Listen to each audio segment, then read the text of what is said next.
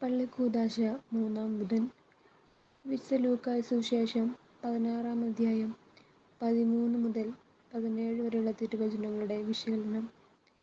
ദൈവനിയമം വള്ളിപുള്ളി മാറ്റം വരാത്ത നിയമം.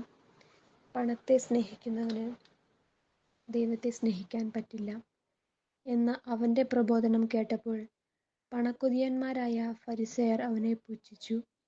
ധനം ദൈവത്തിന്റെ അനുഗ്രഹമാണെന്നും ദാരിദ്ര്യം ശാപമാണെന്നുമുള്ള അവരുടെ പഠനങ്ങളെ നിരുപാധികം എതിർക്കുന്ന അവന്റെ ഈ ആശയങ്ങൾ ദൈവിക നിയമങ്ങൾക്കെതിരാണെന്ന് അവർ വിധിയെഴുതി.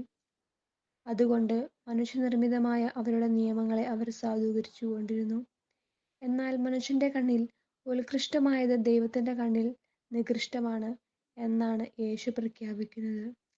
ലോകരാജ്യത്തിൽ ജീവിക്കുന്നവർക്ക് ഇത് ഗ്രഹിക്കാൻ ഏറെ പ്രയാസമുള്ളതാണ്. എന്നാൽ ദൈവരാജ്യത്തിൽ അംഗങ്ങളായവർ ഇത് ഉൾക്കൊണ്ട് ജീവിക്കുന്നു. സമ്പത്തിനെ ഉപേക്ഷിച്ച വിശുദ്ധ ഫ്രാൻസിസ് അസീസി ദൈവരാജ്യത്തിന്റെ ഈ സുവിശേഷം സഹർഷം ആശ്ലേഷിച്ചവനാണ്.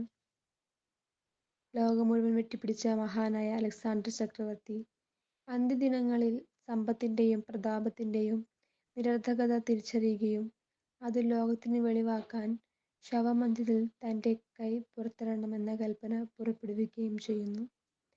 ലോകം എത്ര വികസിച്ചാലും ദൈവരാജ്യ നിയമത്തിലെ ഒരു വള്ളിയോ പുള്ളിയോ മാറ്റുക സാധ്യമല്ല.